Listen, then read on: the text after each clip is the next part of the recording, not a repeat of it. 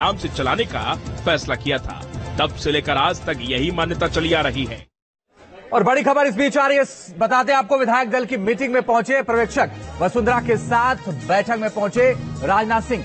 Meeting से पहले पर्यवेक्षकों ने वसुंधरा का टटोला है मन। तस्वीरें आप देख रही हैं, इन तस्वीरों के जरिए आप देखिए पर्यवेक्षक पहुंच गए और वसुंधरा राजे ठीक राजनाथ सिंह के बगल में बैठी हुई हैं। फोटो सेशन के लिए पहुंचे हैं और वो तमाम विधायक जो इस बार जीत करके आए हैं वो इस वक्त वहां मौजूद हैं। वो पर्यवेक्षक, इसी में से कोई मुख्यमंत्री भी है। पर्यवेक्षकों को अगर हम छोड़ दें तो 3 पर्यवेक्षक को छोड़ दें तो इसी में जितने लोग बैठे हैं इसी में से कोई मुख्यमंत्री भी है, जिसका ऐलान ठीक एक आध घंटे बाद हो जाएगा। तकरीबन 4 बजे, 4:15 बजे के आसपास हो जाएगा। 1 घंटे का वक्त बचा। ये देखिए फोटो सेशन की तस्वीरें, और इस फोटो सेशन में राजनाथ सिंह के साथ पहुंची है वसुंधरा राजे सिंधिया। सबसे अगली कतार में राजनाथ सिंह के बगल में बैठी हुई हैं और थोड़ी देर में ये ऐलान भी हो जाएगा। विकास चंद्र हमारे से होगी ज्यादा जानकारी के लिए जुड़ गए।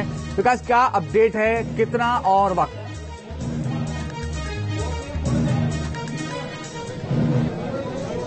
ये देखिए, राजनाथ सिंह के साथ वसुंधरा राजे सिंधिया और सीपी जोशी एक साथ एक ही गाड़ी में आए। उसके पीछे प्रहलाद जोशी जो प्रभारी हैं और विनोद तावड़े जो यहाँ के लिए पर्यवेक्षक बनाए गए, वो लोग पहुंचे। सभी पर्यवेक्षक पहुंच चुके हैं और 4 बजे का समय पहले से तय किया गया था कि विधायक दल की बैठक होगी। और ये विधायक दल की बैठक काफी महत्वपूर्ण है क्योंकि कई दिनों से जो कयास लगाए जा रहे हैं कि आखिर राजस्थान में किसकी ताजपोशी होगी, किसके हाथ में राजस्थान जाएगा, कौन मुख्यमंत्री होगा। तो अब कह सकते हैं कि महज 1 से सवा घंटे में वो सब नाम सामने आ जाएंगे कि किसे मुख्यमंत्री बनाया जाएगा और कौन उप मुख्यमंत्री होगा। क्योंकि बीजेपी राजस्थान में भी अब भी क्षेत्रीय और जातीय समीकरण साधेगी, मध्य प्रदेश और छत्तीसगढ़ की तरह वो मुख्यमंत्री, उप मुख्यमंत्री और विधानसभा अध्यक्ष के जरिए। तो अब देखना यही होगा कि किसे मुख्यमंत्री बनाया जा रहा है, क्योंकि पीछे देखिए आप, मध्य प्रदेश हो या छत्तीसगढ़ हो, वहां चौंकाने वाला नाम एकाएक सामने आया कि जिन नामों पर कयास लगाए जा रहे थे उसमें से कोई नहीं हुआ और अचानक से एक ऐसा नाम आया जिसको सुनकर सब चौंक गए। हालांकि मोदी जब से बने हैं, केंद्र की राजनीति में आए, तब से चौंकाने वाला फैसला ही करते हैं। चाहे वो हरियाणा रहा हो या उत्तराखंड रहा हो या झारखंड रहा हो, सब जगह चौंकाने वाले ही नाम आए थे। तो जिस तरह मध्य प्रदेश छत्तीसगढ़ में नाम आए, उम्मीद की जा रही है कि शायद उसी तरीके से हो, क्योंकि जिस तरीके से वसुंधरा राजे सिंधिया ने अपनी शक्ति दिखाने की कोशिश की, उनके घर पे लगातार विधायकों का तांता लगा रहा, तो यह बीजेपी के राजनीतिक संस्कृति में नहीं है कि इस तरह की दबाव की राजनीति चले। और यहाँ चूंकि जातीय और क्षेत्रीय समीकरण बीजेपी को साधना है 2024 के लिए, क्योंकि राजस्थान, मध्य प्रदेश, छत्तीसगढ़ का चुनाव सिर्फ 2023 का चुनाव और एक सूबे का चुनाव नहीं था। ये बीजेपी 2024 के फाइनल के तौर पे चुनाव लड़ रही थी और 2024 के हिसाब से ही यहाँ पर मुख्यमंत्री, उप मुख्यमंत्री अगर बनाए जाते हैं तो और विधानसभा अध्यक्ष तय किया जाएगा, ताकि जातीय और क्षेत्रीय समीकरण जो है वो संतुलित हो सके और पार्टी के पक्ष में आ सके। तस्वीरों के जरिए बीजेपी दफ्तर को मैं दिखाने की कोशिश कर रहा हूँ कि बाहर देख के सुरक्षा की चाक चौबंद व्यवस्था है, जिधर भी निगाह डालें बीजेपी के कार्यकर्ता हैं, सैकड़ों की तादाद में है। हालांकि तमाम कार्यकर्ताओं को काफी दूर ही रोक दिया गया है, लेकिन बहुत सारे कार्यकर्ता यहाँ पर है और इसी रास्ते राजनाथ सिंह, वसुंधरा राजे सिंधिया, सीपी जोशी, प्रहलाद जोशी और ये सारे लोग अंदर गए हैं, विनोद तावड़े, ये सब लोग अंदर जा चुके हैं। विधायक जो हैं वो पहले ही 114 विधायक पहुंच चुके हैं। 1:30 बजे से उनका रजिस्ट्रेशन हो रहा था, रजिस्ट्रेशन की प्रक्रिया पूरी हो चुकी है। अब 4 बजे का समय है बैठक शुरू होने का और बैठक शुरू हो जाएगी। और जो जानकारी आई है कि जेपी नड्डा ने तीनों पर्यवेक्षकों से बात किया है और उनसे कहा है कि विधायकों के मन को टटोलें और विधायकों के मन को टटोलने के बाद ही देखें कि वो लोग क्या चाहते हैं और फिर फैसला करें। हालांकि ये महज औपचारिकता है क्योंकि जो नाम तय होने हैं वो नाम तय हो चुके होंगे। और विकास, हम तस्वीरें दिखा रहे हैं, फोटो सेशन कंप्लीट हो गया है। ये तस्वीर आप देखिए, फोटो सेशन जो चल रहा था वो फिलहाल कंप्लीट हो गया है और इसके बाद बैठक भी शुरू हो सकती है। बैठक शुरू होगी, उसके बाद सीएम के नाम का ऐलान हो जाएगा। तीनों पर्यवेक्षक इस वक्त मौजूद है वहां पर, चाहे वो राजनाथ सिंह हो, विनोद तावड़े हो या फिर सरोज पांडे। और वसुंधरा राजे सिंधिया तो राजनाथ सिंह के साथ ही पहुंची हैं। आप विकास, क्या लगता है आपको कि जैसे मध्य प्रदेश और छत्तीसगढ़ में बिल्कुल ही चौंकाने वाला नाम था, वैसे ही यहां होगा?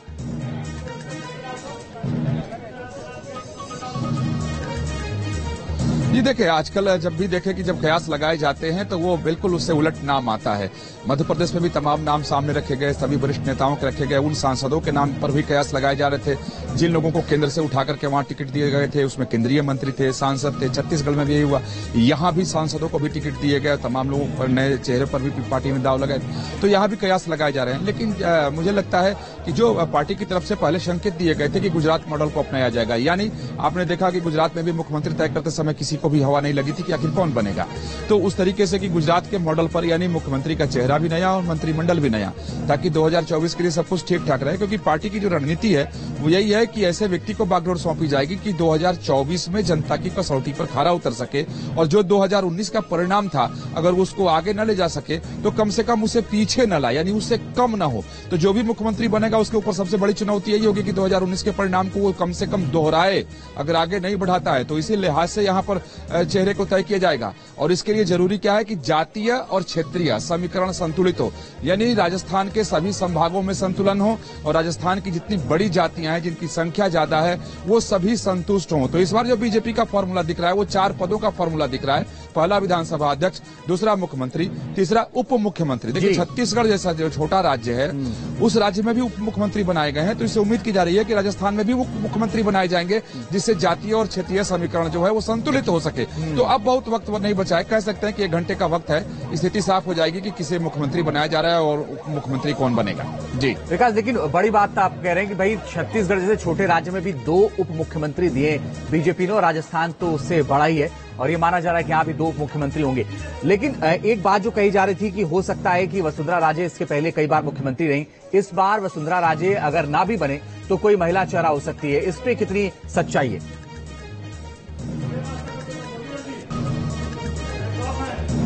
जी देखिए, इस पर भी कयास लगाए जा रहे हैं कि किसी महिला, क्योंकि प्रधानमंत्री नरेंद्र मोदी के बयान पर आप ध्यान करें तो कि उन्होंने 4 जातियां जो बताई पीछे, उसमें एक महिला जाति भी है।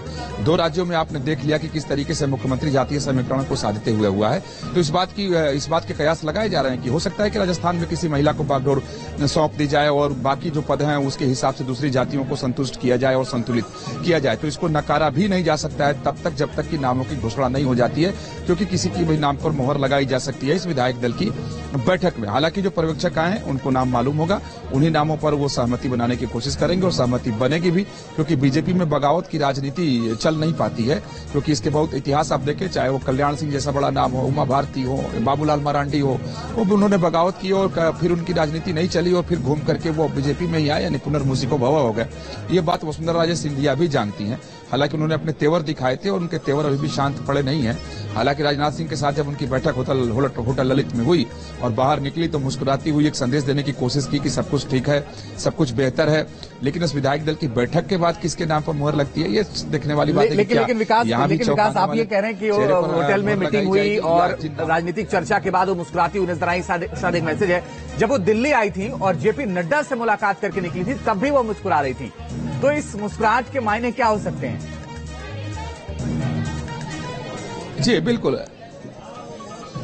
देखिए मुस्कुराहट, क्योंकि जिस परिस्थिति में वसुंधरा राजे सिंधिया दिल्ली पहुंची थी, वो जो रिसोर्ट वाला मामला सामने आया, विधायकों की लामबंदी का मामला आया, फोन रिकॉर्डिंग सामने आ गया, उनके बेटे का नाम आ गया कि वो लामबंदी कर रहे हैं, विधायकों को बुला रहे हैं, रिसोर्ट में रख रहे हैं, उनके क्रेडिट कार्ड से वहां पेमेंट हुआ था।